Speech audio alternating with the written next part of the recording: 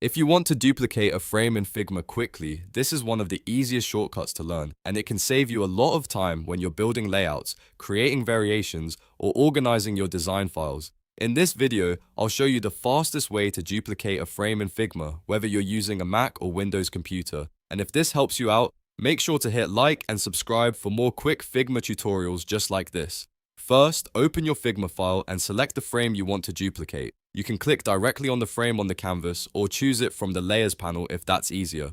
Once the correct frame is selected, use the duplicate shortcut. On Mac, press Command+D. On Windows, press Ctrl+D. This will instantly create a copy of the selected frame. The duplicated frame will appear directly over the original, so at first it may look like nothing happened, but if you look in the Layers panel, you'll see the new frame sitting above the original one.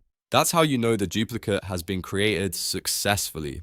Now, to actually use the copy, click and drag the newly created frame to the location you want. You can place it beside the original, below it, or anywhere else on the canvas depending on your workflow. This is especially useful when you want to make a variation of an existing screen without rebuilding everything from scratch. You can duplicate a frame multiple times as well, which is great for creating mobile screens, dashboard states, or design versions faster.